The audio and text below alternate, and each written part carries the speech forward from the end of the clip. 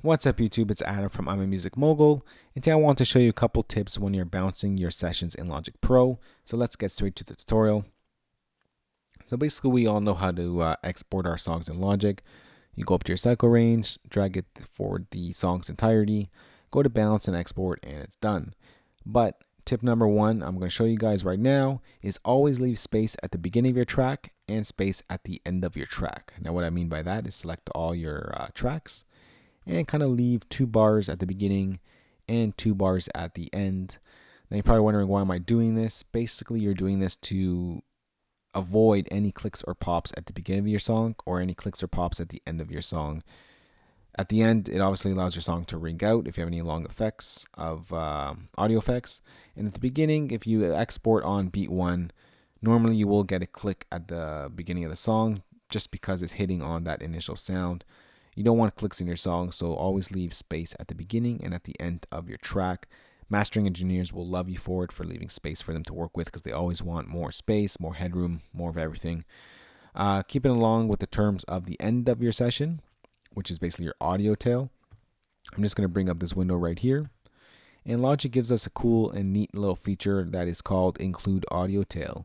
Now let's say you have a really long reverb or a long delay or a really long effect plugin that kind of rings out. You are going to want to record that information until that completely rings out.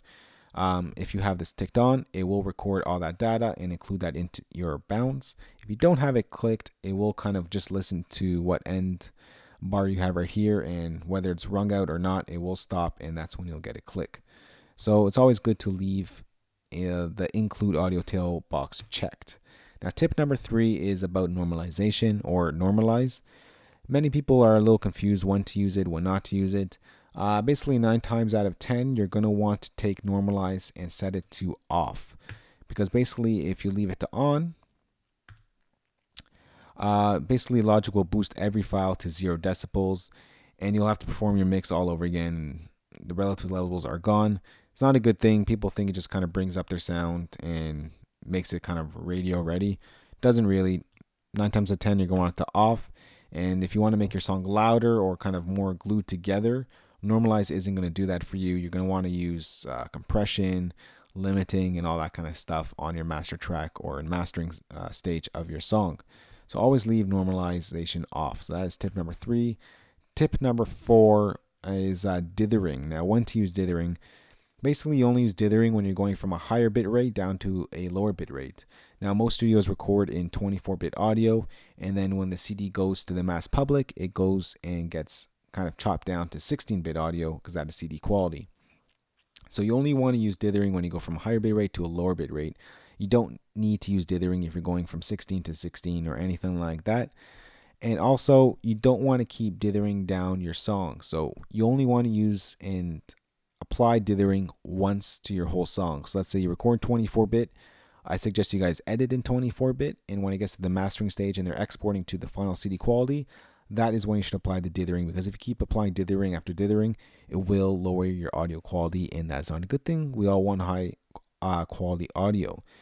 Now the last thing I want to show you guys, which is tip number 5, is basically how you guys can bounce each of these tracks individually so you can work in different DAWs. Let's say you're working in Logic, your friend is working in Pro Tools, and you want to kind of share your session. Basically go to File, select all your tracks, go to File, go to Export, and go Tracks, all tracks as audio files. This window will pop up right here, create a folder, and Logic will bounce all those tracks individually so you can kind of share between Logic, between Pro Tools, between Adobe, between any DAW that you use. This is a great way to share your audio files.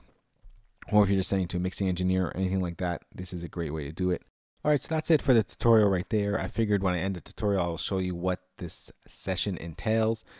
Basically, before I started recording this tutorial, I was working on this song right here, working on the intro part of the song, and then I kind of took a break, recorded the tutorial, and after this tutorial is kind of recorded and edited, I will go back to recording this song, probably finishing it up as well. So I figured when I end this tutorial, I'll show you guys what is kind of my session is sounding like, because you've been looking at it for the past couple of minutes. And so if you have any kind of comments on this song, and you can leave me in the comment section, or if you have any questions, you can ask me in the comment section as well. And as usual, guys, always remember to subscribe, as more great videos will always be coming. So take a listen, and I'll see you guys in the next video. Later.